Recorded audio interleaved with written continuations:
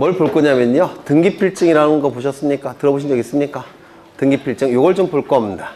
이게 책의 목차가 제가 알고 있는 목차랑 좀 달라서 그런데요. 이제 등기필증이라는 걸 좀 보실 거예요. 등기필증. 네.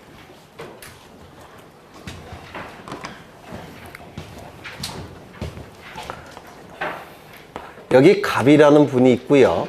이 갑이 건물을 신축합니다.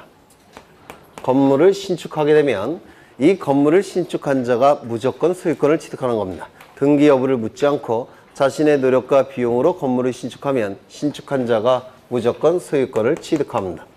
이 취득한 소유권을 보호받기 위해서는 공시해야 된다고 했죠. 공시하는 방법이 뭐라고 했습니까?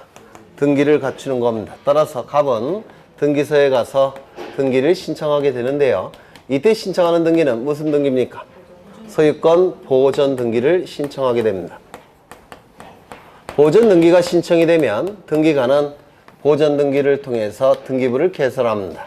1번 소유권 보전 갑 이렇게 등기가 개설이 될 겁니다. 그러면 보전 등기가 완료가 되면 완료 증명서를 한 장 줍니다. 즉 영수증을 한 장 주도라는 겁니다. 등기 완료 증명서 영수증을 이 등기관은 등기 신청인에게 한 장 주는데요.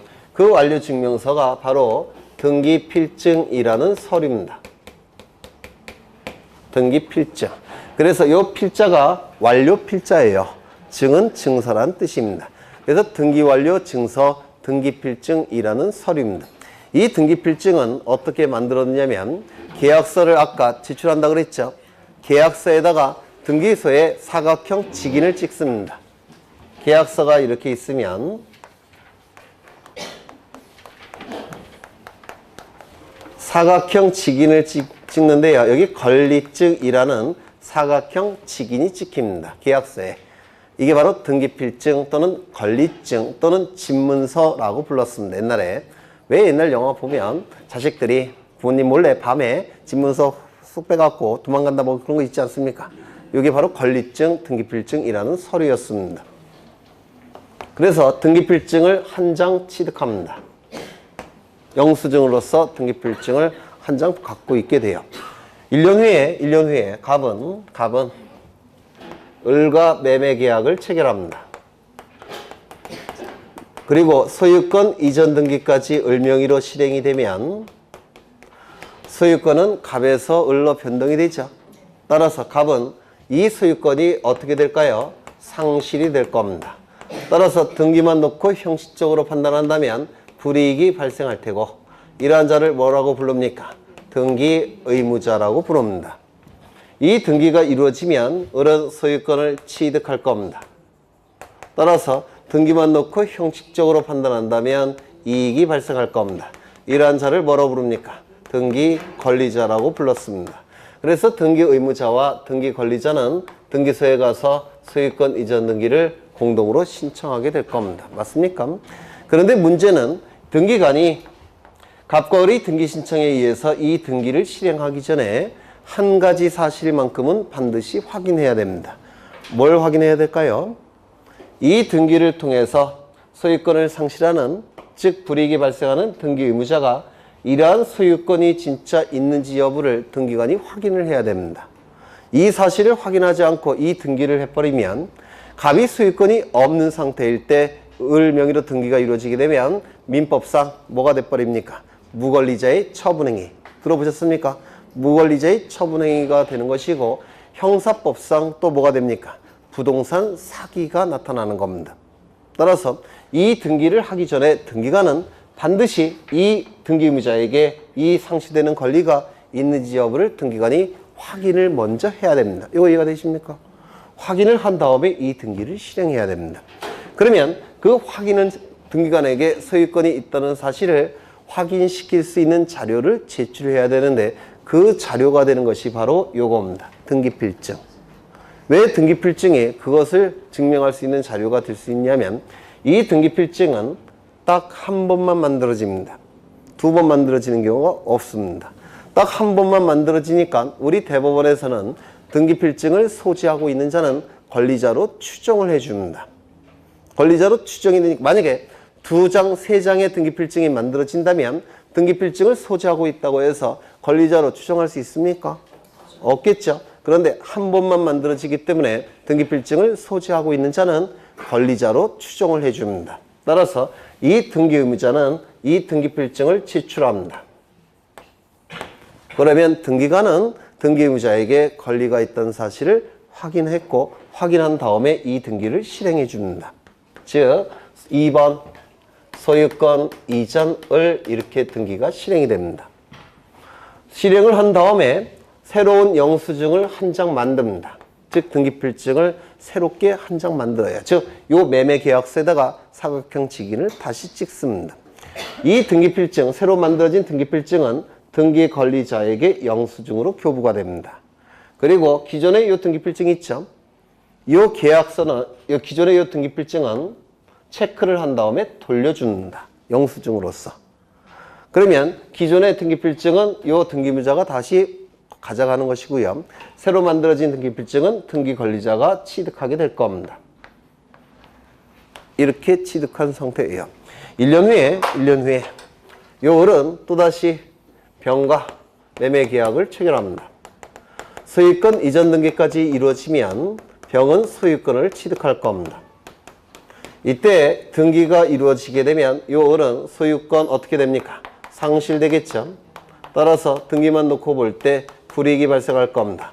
이자를 등기의무자라고 얘기할 테고 을은 소유권을 취득할 테고 그리고 등기만 놓고 볼 때 이익이 발생할 테고 이러한 자를 등기 권리자라고 부를 겁니다. 그래서 등기 의무자와 등기 권리자는 또 한 번 등기를 신청하게 될 겁니다. 이때 등기관은 이 등기가 이루어짐으로 인해서 상실되는 이 권리가 등기 의무자 을에게 있는지 여부를 확인해야 되겠죠. 즉 무권리자의 처분행위 또는 부동산 사기가 나타나는 것을 방지하기 위해서 등기관은 이 을에게 권리가 있다는 사실을 확인해야 됩니다. 그 확인할 수 있는 자료가 뭐라고요? 요 등기필증이라는 겁니다. 그래서 제출합니다. 제출되면 확인이 됐을 테고 등기가 실행이 될 겁니다. 그리고 새로운 등기필증을 만들어서 이거는 영수증으로 교부가 되고 여기는 체크를 한 다음에 돌려줍니다. 물론 실무에서는 둘 다 을에게 병에게 줬습니다. 실무에서는.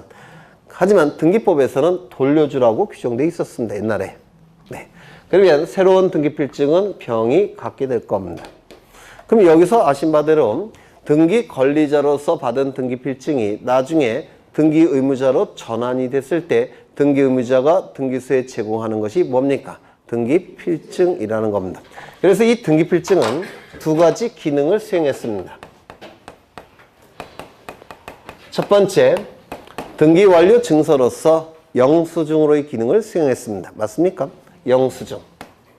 이 영수증으로서 발급된 등기필증은 누구에게 교부가 됐습니까?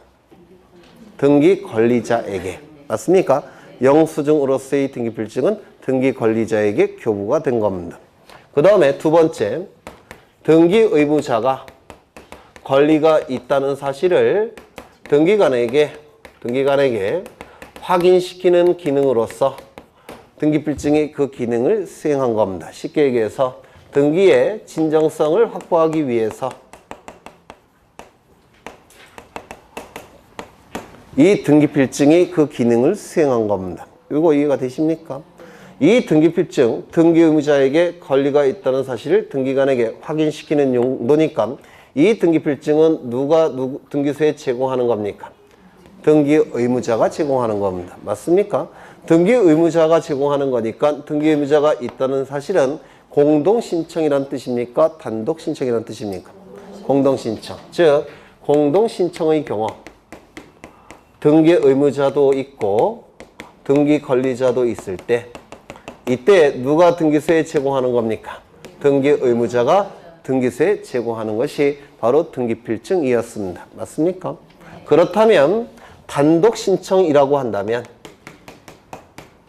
원칙이 등기의무자가 존재합니까? 존재하지 않습니까? 네? 존재하지 않죠. 따라서 단독신청의 경우에는 등기필증을 등기소에 제출할 필요가 있습니까? 없습니까? 없을 겁니다. 그런데 예외가 있습니다. 예외가. 단독신청인데도 불구하고 등기의무자가 존재하는 경우가 있습니다. 어느 경우일까요? 맞습니다. 승소한 등기 의무자가 판결서를 가지고 등기를 신청할 때, 이건 단독 신청이라고 그랬죠. 단독 신청인데도 불구하고 등기 의무자가 있죠. 이때는 예외적으로 등기필증을 등기소에 제출해야 됩니다. 그래서 이게 자주 출제가 돼요. 단독 신청은 원칙적으로 등기 의무자가 없기 때문에 등기 의무자는 등기소에 등기필증을 제출하지 않았습니다.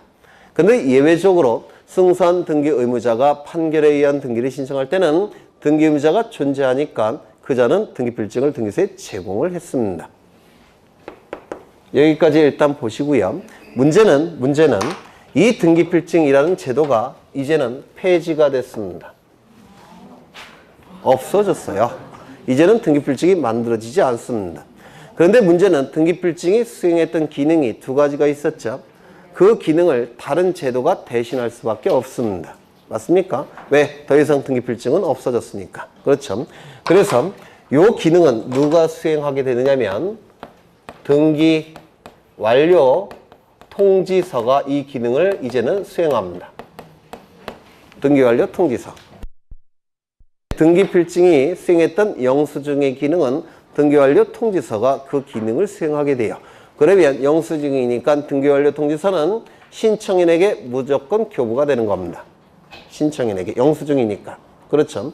그 다음에 이 기능은 등기필 정보라는 게 이 기능을 수행합니다. 그래서 종전에 있던 등기필증 제도가 두 가지 제도로 분화가 된 겁니다. 등기 완료 통지서와 등기필 정보, 이렇게 분화가 된 겁니다.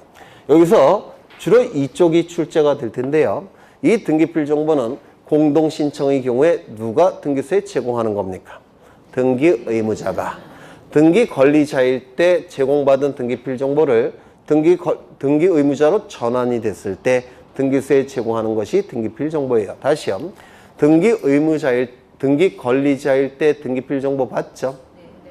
그 등기 권리자일 때 받은 등기필 정보를 등기 의무자로 전환이 됐을 때, 등기 권리자일 때 받은 등기필 정보를 등기 의무자로 전환이 됐을 때 등기 의무자가 등기소에 제공하는 것이 이전에는 등기필증, 지금은 등기필 정보, 이렇게 바뀌었다는 겁니다.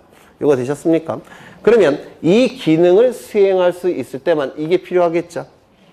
이 기능을 수행할 필요가 없을 때는 이게 필요 없을 겁니다.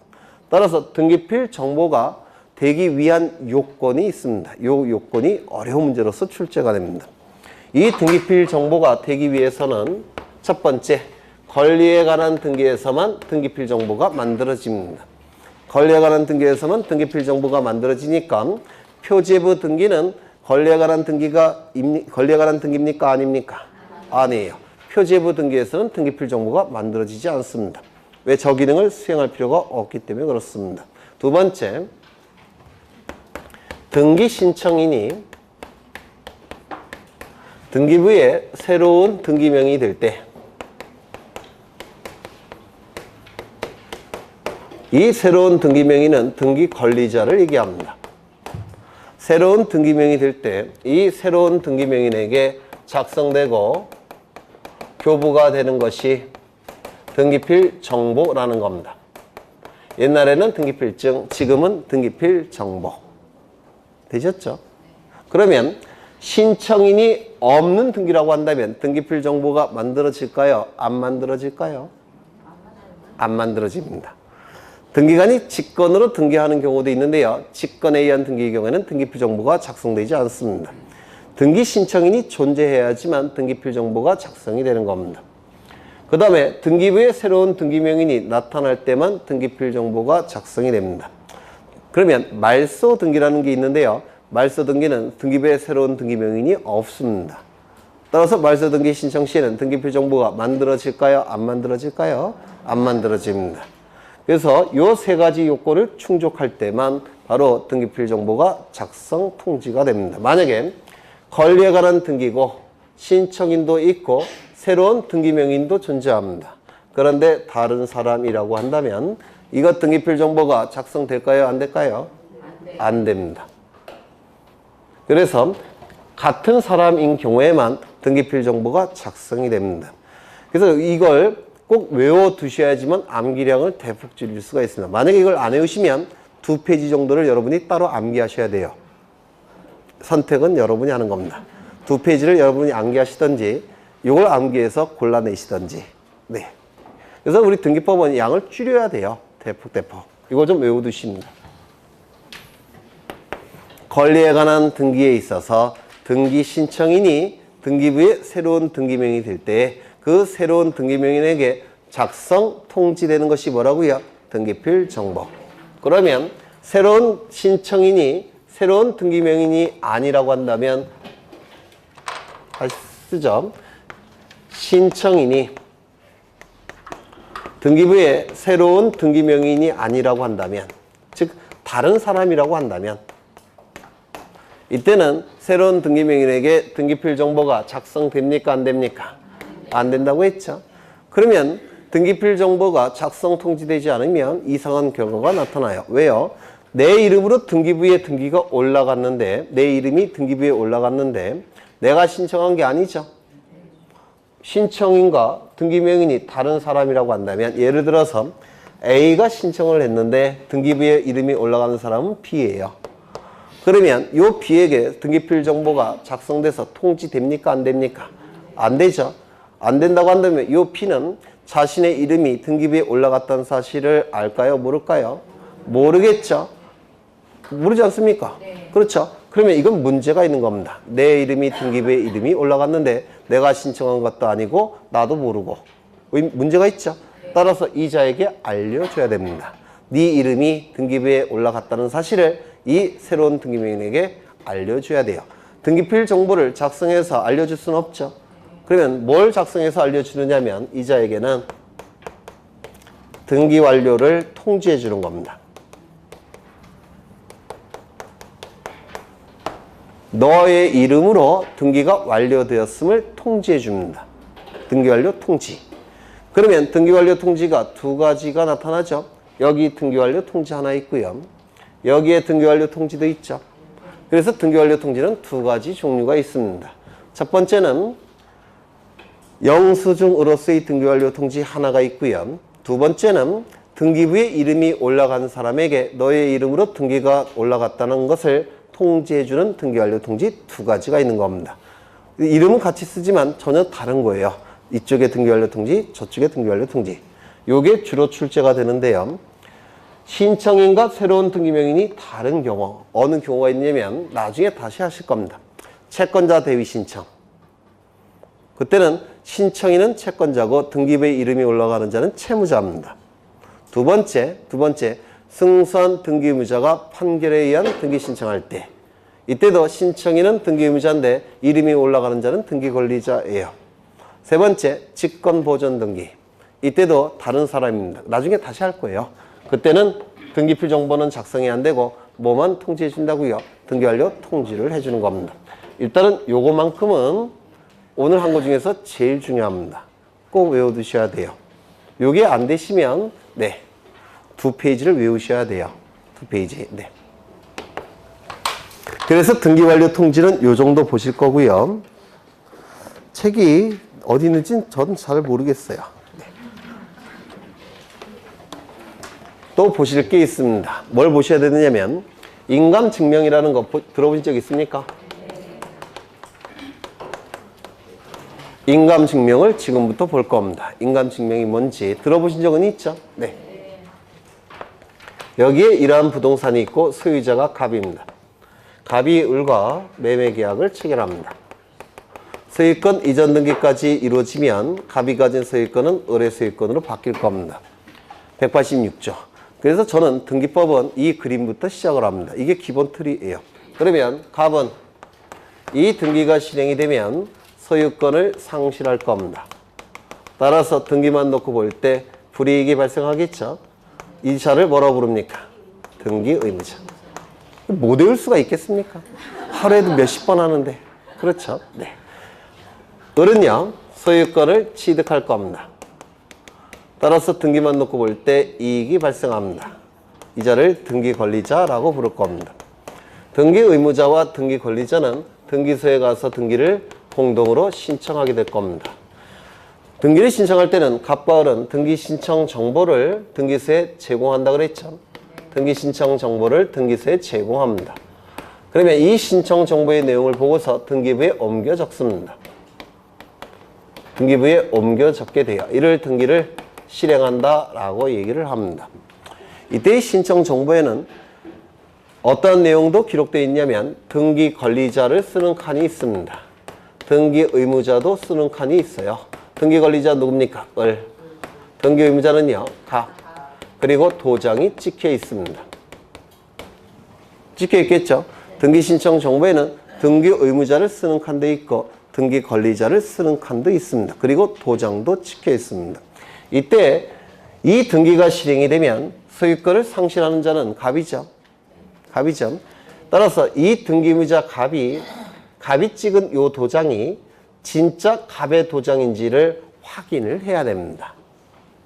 그래야지만 아까처럼 등기필증처럼 무권리자의 처분행위 또는 부동산 사기가 나타나는 것을 방지할 수가 있습니다.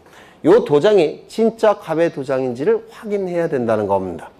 여기 있는 도장이 진짜 등기 의무자 갑의 도장인지를 확인할 수 있는 증명서류. 이게 인감증명인데요. 이 감자는 이거 외우느라고 힘들었습니다. 전체에서 이것만 외웠어요. 살필 감자입니다. 감시한다, 감사한다, 살핀다, 조사한다. 감사원 할 때 그 감자예요. 그래서 등기 신청 정보에 찍혀 있는 등기의무자의 도장이 진짜 등기의무자 갑의 도장인지를 확인할 수 있는, 살필 수 있는 증명서류. 이걸 인감증명이라고 부릅니다. 그러면 이 인감증명은 등기 권리자도 인감증명을 첨부할 필요가 있을까요? 없을까요? 네? 부동산 등기 권리자의 도장을 구태여 확인할 필요가 있을까요? 없을까요? 부동산 사기와 관련이 있습니까? 없습니다. 무권리자의 처분행위와 관련이 있습니까? 등기 권리자의 도장은 없습니다. 누구만 첨부한다고요? 등기 의무자만. 왜 첨부한다고요? 등기의 진정성을 확보하기 위해서, 즉 부동산 사기, 무권리자의 처분행위가 나타나는 것을 방지하기 위해서. 맞습니까? 등기 의무자만 요 인감증명을 첨부합니다. 그러면 등기 의무자가 첨부하는 거니까 등기 의무자가 있다는 얘기는 단독 신청입니까? 공동 신청입니까? 공동 신청. 공동 신청의 경우 등기 의무자가 인감증명을 첨부하는 겁니다. 그렇다면 단독 신청이라고 한다면 등기 의무자가 있습니까? 없습니까? 없습니다. 따라서 인감증명 첨부하지 않습니다. 그러면 관공서가 등기를 촉탁할 때는 등기의 진정성이 확보됐다고 평가했죠. 관공서가 거짓으로 등기 신청하는 경우는 없습니다. 등기의 진정성이 확보가 됐으니까 관공서 등기 촉탁은 단독 촉탁이 원칙입니다. 그렇다면 관공서는 인감증명 첨부할까요? 안 할까요?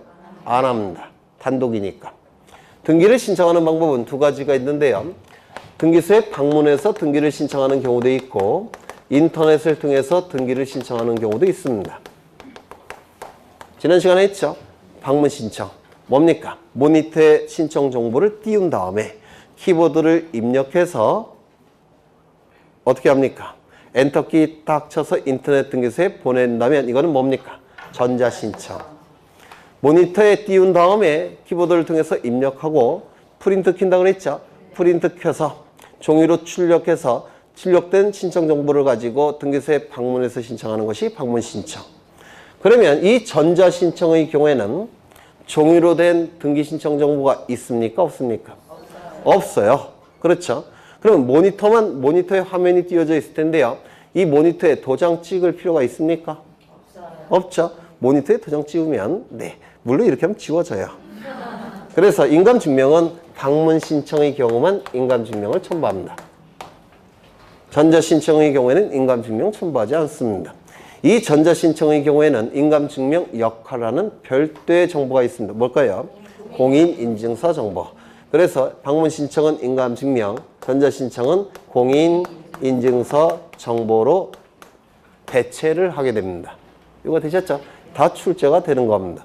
그러면 이 인감증명은 모든 등기를 신청할 때마다 공동신청의 경우 등기부자는 무조건 첨부하는 거냐? 그건 아닙니다. 굉장히 중요한 등기만 인감증명을 첨부합니다. 중요한 등기. 그럼 이 중요한 등기가 이제 출제가 되는데요. 이 중요한 등기 굉장히 많이 있는데요. 그 중에서 오늘은 하나만 볼 겁니다. 뭐가 있냐면 소유권의 등기 명의인이 등기 의무자일 때에, 즉 같은 사람일 때 등기 의무자가 첨부하는 게 인감증명입니다.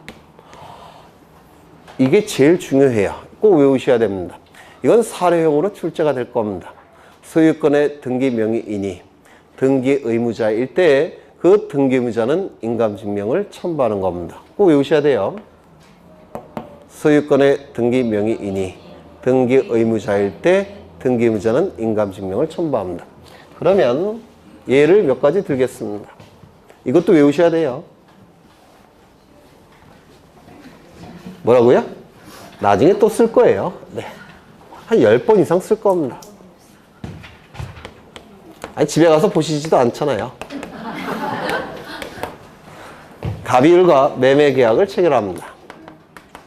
이 안에 뭐가 있다고요? 물권 행위. 등기까지 이루어지면 을은 소유권을 취득하게 될 겁니다. 갑을 뭐라고 부릅니까? 등기 의무자. 을은요, 등기 권리자. 그래서 갑과 을은 등기소에 가서 등기 신청하겠죠. 이때 이 등기 신청을 통해서 을명의 등기가 실행이 되죠. 그러면 등기를 신청할 때 소유권의 등기 명의인은 누굽니까? 네? 을 명의의 등기를 신청할 당시에 소유권의 등기 명의는 누굽니까? 갑이죠. 소유권의 등기 명의. 그러면 같은 사람입니까? 네. 따라서 등기무자 뭘 첨부한다고요? 인감증명. 되셨나요? 네. 그런데 갑과 을 사이에 매매 계약이 무효가 된다든지 취소가 된다든지 해제가 되는 경우가 발생합니다. 문제는 186조에 의해서 두 가지 요건을 구비해야지만 물권 변동 효력이 나타나죠. 그런데 매매 계약이 무효 취소 해제가 돼버리면 그 안에 들어가 있는 물권 행위도 실효가 됩니다. 이걸 민법에서 물권 행위에 뭐라 부릅니까? 유인성살, 유인론이라고 불러요. 나중에 민법에서 하실 겁니다. 매매 계약이 없어지면 그 안에 들어가 있는 물권 행위도 같이 없어지는 겁니다.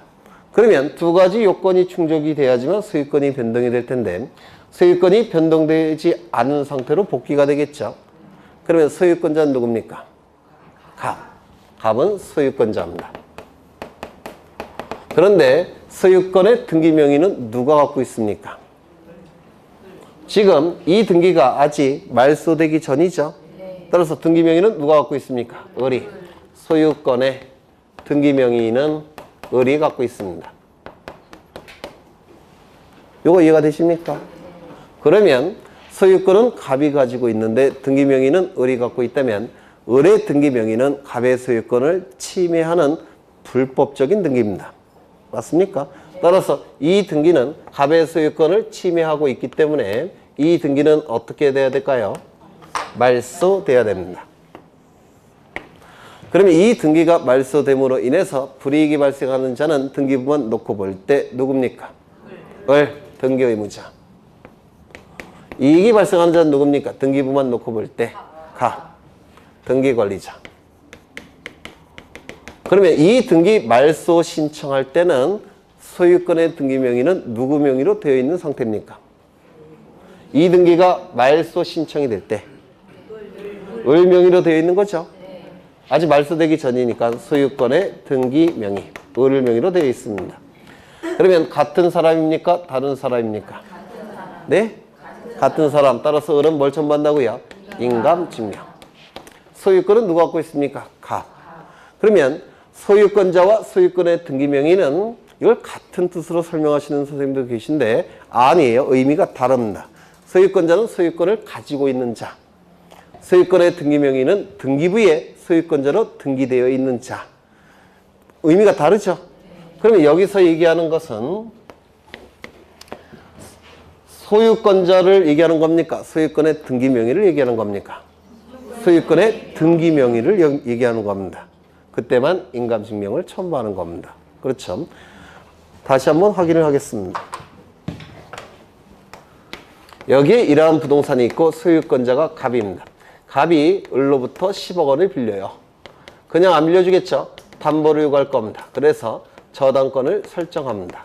을은 저당권 등기를 하게 될 테고 저당권을 취득하게 될 겁니다. 그러면 이 등기가 이루어짐으로 인해서 이익이 발생한 자는 누굽니까? 을, 등기 권리자. 불이익이 발생한 자는 누굽니까? 갑, 등기 의무자. 소유권의 등기 명의는 누가 갖고 있습니까? 갑, 소유권의 등기 명의. 같은 사람입니까? 따라서 뭘 첨부합니까? 인감증명을 첨부하는 겁니다. 되셨습니까? 그러면 이것이 변제가 이루어집니다. 변제가 이루어지면 이 등기는 어떻게 돼야 될까요? 말소돼야 되겠죠. 그러면 이 등기가 말소됨으로 인해서 불이익이 발생한 자는 누굽니까? 을, 등기 의무자. 이익이 발생한 자는 누굽니까? 갑, 등기 권리자. 소유권의 등기 명의는 누가 갖고 있습니까? 을은 저당권의 등기 명의를 갖고 있지 소유권의 등기 명의는 을이 없죠. 을은 저당권의 등기 명의. 그러면 소유권의 등기 명의는 누가 갖고 있습니까? 갑, 소유권의 등기 명의. 일치합니까? 일치하지 않습니까? 다른 사람이죠. 따라서 인감증명 첨부합니까? 인감증명 첨부하지 않습니다. 하나 더 하죠. 네. 여기 이러한 부동산이 있고 소유권자는 갑입니다. 갑이 을에게 전세권 등기를 해줍니다. 그러면 소유권의 등기 명의는 누굽니까? 갑. 등기 의무자는 누굽니까? 전세권 등기의 등기 의무자가 을이에요. 갑이죠. 따라서 갑은 뭘 첨부한다고요? 인감증명. 을은 병으로부터 돈을 빌려요. 5억 원을. 그냥 안 빌려주겠죠. 담보를 요구하겠죠. 그래서 저당권을 설정합니다. 그러면 이 병이 취득하는 등기는 전세권에 대한 저당권 등기를 하게 될 테고 그 권리를 취득할 겁니다. 맞습니까? 그러면 이 등기가 이루어짐으로 인해서 이익이 발생한 자는 누굽니까? 병, 등기 권리자. 불이익이 발생한 자는 누굽니까? 을, 등기 의무자. 소유권의 등기 명의는 누가 갖고 있습니까?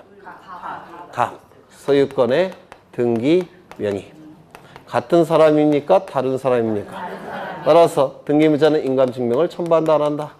안 한다. 이런 형태로 이게 사례형으로 출제가 됩니다. 그래서 이거는 이제 민법 지식이 쌓아지시면서 쉽게 그려낼 수가 있으세요. 그래서 지금은 이걸 먼저 암기하셔야 됩니다. 소유권자가 아니에요. 소유권의 등기 명의인이 등기 의무자일 때 등기 의무자는 인감증명을 첨부한다는 겁니다. 그 다음에 인감증명은 일단은 이 정도 보실 거고요. 하나 더 보고 오늘 끝낼 겁니다. 혹시 토지거래 허가라는 거 들어보신 적 있습니까? 네. 민법에서 하셨습니까? 네. 토지거래 허가. 네.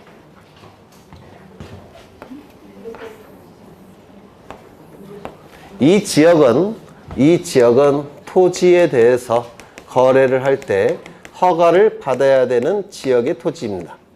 토지거래 허가 구역이에요. 그런데 이 토지거래 허가 구역 내에 갑이 토지를 갖고 있는 상태입니다. 이때 갑이 을과 이 토지에 대해서 거래를 합니다. 그러면 등기를 갖춰야 되겠죠. 이때 일정한 경우에는 갑과 을은 거래를 할 때 관할관청에 가서 이 토지 거래에 대해서 허가를 받아야 됩니다. 일정한 경우에는 허가를 받아야 돼요. 그러면 이제 등기를 신청하겠죠. 이 경우에는 이 허가서를 등기 신청 시 첨부를 해야 됩니다. 일정한 경우에는. 그래서 이게 출제가 돼요. 항상 토지거래 허가서를 첨부하는 게 아닙니다. 일정한 경우에만 토지거래 허가서를 첨부합니다. 그러면 이 일정한 경우는 어느 경우를 얘기하느냐? 이걸 외우셔야 돼요. 첫 번째, 이 거래가 유상일 때. 유상이라는 개념은 보상이 있다라는 뜻이에요. 반대말은 뭘까요? 무상. 증여계약은 무상이죠. 매매는 유상이죠. 네, 유상일 때만 토지거래 허가서 첨부합니다. 두 번째, 등기원인이 계약이거나 또는 예약일 때에 그러면 단독행위가 이루어질 때 즉 유증 같은 경우 토지거래가 와서 첨부할까요? 안 할까요? 안 합니다. 계약일 때만 첨부하는 겁니다. 여기서 예약이라는 게 나오는데요. 민법에서 하셨습니까? 예약. 네, 하실 거예요. 요 예자가 미리 예자입니다. 미리 예자. 그 다음에 요 약은 약속, 즉 계약이라는 뜻이에요. 그러면 예약은 미리 체결한 계약을 예약이라고 부릅니다. 미리 체결한 계약. 그러면 이 미리 체결한 계약도 계약의 일종이기 때문에 이 안에 들어가는 겁니다. 그런데 굳이 제가 계약과 별도로 예약을 쓴 이유는요. 예약이 체결되었을 때는 보통 가등기를 합니다. 가등기. 가등기 할 때도 토지거래과서를 첨부하기 때문에 요거 예약을 별도로 쓴 겁니다. 세 번째, 소유권에 관한 등기나 또는 지상권에 관한 등기를 신청할 때 요때 토지거래과서를 첨부하는 겁니다. 요즘은 토지거래 허가 정보라고도 불러요. 그러면 가등기가 포함된다고 했죠. 따라서 소유권에 관한 가등기 신청 시 지상권에 대한 가등기 신청 시에도 토지거래과서 첨부합니다. 그래서 요걸 외우시든지 아니면 책에 있는 20가지 정도를 외우시든지 이것도 여러분이 선택합니다. 우리가 20개 이상을 외울 수는 없잖아요. 그렇죠? 그래서 이것만 외우시면 골라내실 수가 있으세요. 이게 첫 번째 유상일 것, 두 번째 계약이나 예약일 것, 세 번째 소유권에 관한 등기거나 지상권에 관한 등기를 신청할 것. 이때만 토지거래 허가서 또는 토지거래 허가 정보를 등기소에 제출하는 겁니다. 외우시는 게 여러분 신사하기 좋을 겁니다. 암기량을 대폭 줄일 수가 있습니다. 한 10분의 1로. 그래서 외우셔야 돼요. 외울 거 많네요, 오늘. 근데 저절로 외워요. 왜냐면 이거 앞으로 10번 이상 할 겁니다. 외울 때까지. 네. 그래서 따로 막 특별히 이렇게 외우시지 않으셔도 했던 거 또 하고 또 하고 하니까 학원만 안 빠지시면 자동적으로 암기가 될 거예요. 그 다음에 하나 더. 농지 취득, 자격, 증명원 이런 거 들어보신 적 있습니까? 농취증이라고 부르는데 공법 시간에 아마 하실 겁니다. 아, 중개사 시간에도 해요? 그러면 여쭤보죠. 어느 경우에 첨부합니까? 어제 한 거니까. 농취증을 첨부해야 되는 경우가 있어요. 농취증을 등기 신청 시 농취증을 첨부해야 되는 경우도 있는데요. 제가 지금 몇 가지를 쓸 건데요. 이걸 외우시든지 한 20개를 나중에 따로 외우시든지. 네, 등기법은 암기량을 줄여야 돼요. 이해를 하셔야 된다는 겁니다. 첫 번째, 농취증이니까 농지이어야 되겠죠. 농지가 아니라면 구태여 농취증 첨부할 필요가 없을 겁니다. 농지이어야 돼요. 그러면 농지라는 것은 그 농사를 경영하는 사람을 보호하기 위한 거죠. 도시 지역에 있는 농지는 농지일까요? 아닐까요? 아닙니다. 나중에 또 보실 거예요. 두 번째, 자신의 의사로. 자신의 의사로. 세 번째, 새로이. 네 번째, 취득할 때. 취득은 소유권 이전 등기 형식으로 취득하는 걸 얘기합니다. 이때만 농취증을 첨부합니다. 그러면 농지가 아니라고 한다면 농취증 첨부하지 않겠죠. 자신의 의사로 취득한 게 아니라면 농취증 첨부하지 않겠죠. 그러면 상속받은 경우 농취증 첨부할까요? 안 할까요? 안 할 겁니다. 자신의 의사로 취득한 경우에만 농취증 첨부할 겁니다. 새로이 취득한 경우에만 농취증을 첨부합니다. 그러면 이게 농지인데요. 갑이 2분지 1을 가지고 있고 을이 2분지 1을 갖고 있습니다. 공유라고 불러요, 민법에서. 그런데 갑과 을이 관계가 틀어졌기 때문에 이걸 분할하고자 합니다. 그래서 공유물 분할 계약을 체결하고 등기를 갖추게 됩니다. 이들은 지분 이전 등기라는 걸 하게 돼요. 나중에 민법에서 하실 겁니다.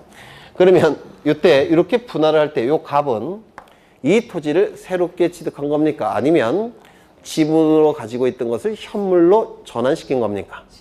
지분으로 가지고 있던 것을 현물로 전환시킨 거죠. 그렇다면 새롭게 취득한 겁니까? 아닙니까? 아니에요. 공유물 분할은 농취증 첨부하지 않습니다. 왜? 새롭게 취득한 게 아니니까. 그렇죠. 그 다음에 소유권 이전 등기 형식으로 취득할 때만 농지증을 첨부합니다. 가등기 형식, 지상권 등기 형식, 이러한 형식으로 취득할 때는 농지증을 첨부하지 않습니다. 그래서 요 네 가지 요건을 충족할 때만 농지증을 등기소에 제공하는 겁니다. 이걸 외우시든지 아니면 한 20개를 외우시든지. 네. 이것도 외우실 거예요. 이것도 10번 이상 할 거니까 농지에 대해서 자신의 의사로 새롭게 취득할 때 이때만 농지증을 첨부합니다. 그래서 이런 것들이 이제 우리 교재에 있는데요. 우리 교재는 이게 따로따로 이렇게 규정이 돼 있어요. 그래서 이렇게 좀 그런데 네, 나중에 다시 또 볼 겁니다.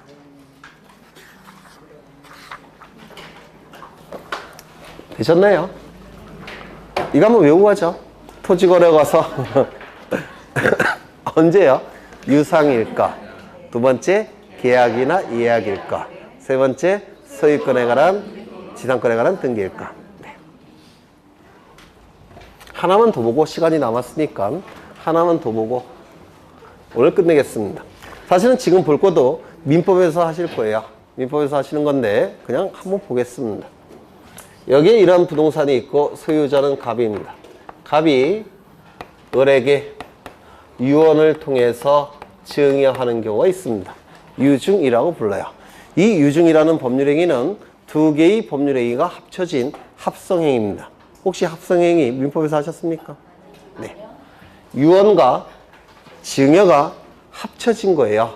이를 유증이라고 부릅니다. 유언을 통한 증여.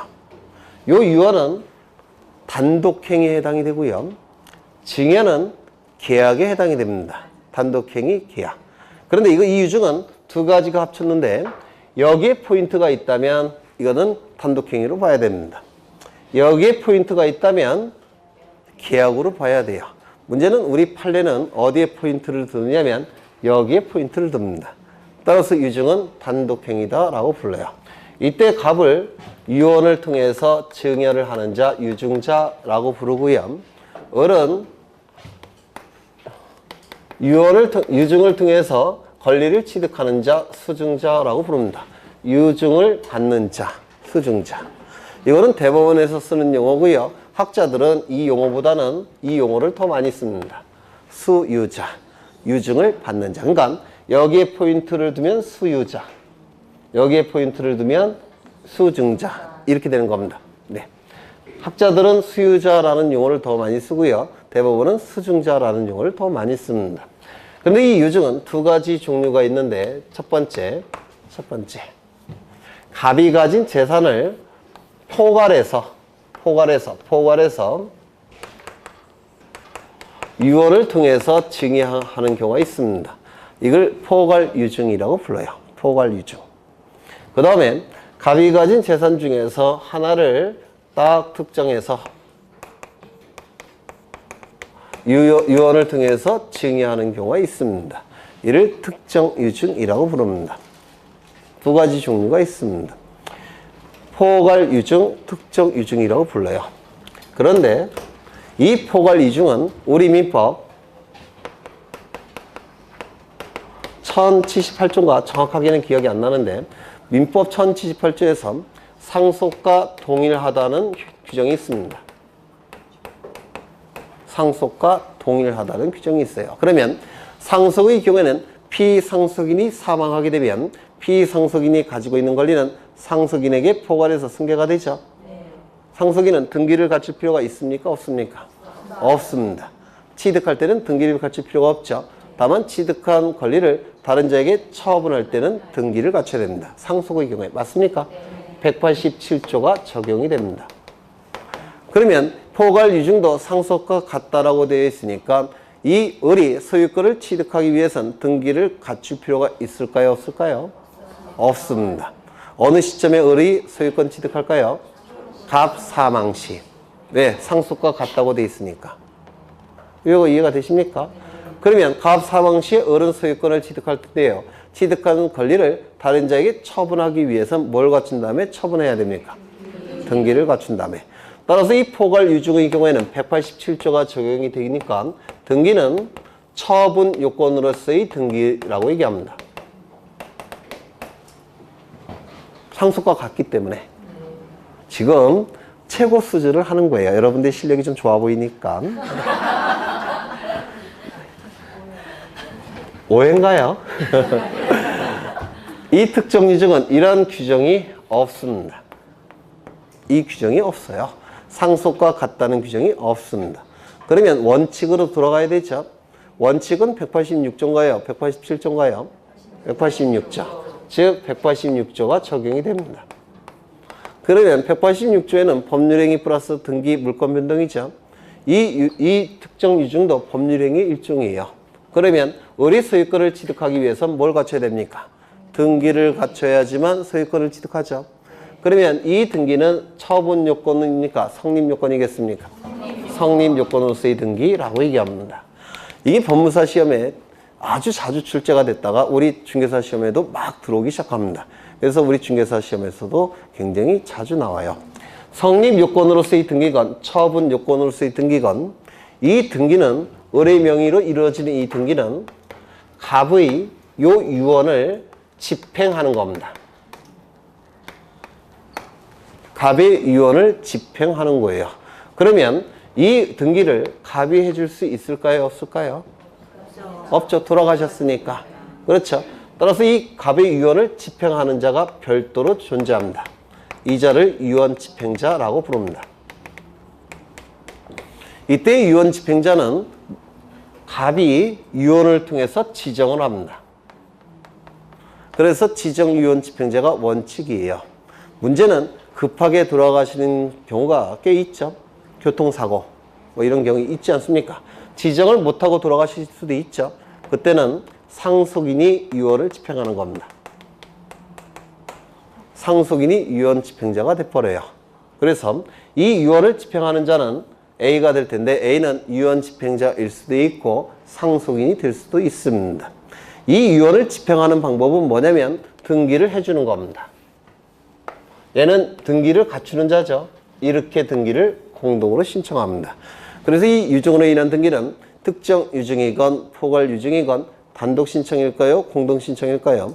공동 신청. 등기 관리자는 누굽니까? 유증을 받는 자. 등기무자는 누굽니까? 유언 집행자 또는 상속인. 이렇게 됩니다. 이것도 단골로 출제가 되는 거예요. 이런 것들은 네. 괜히 했다는 생각도 듭니다.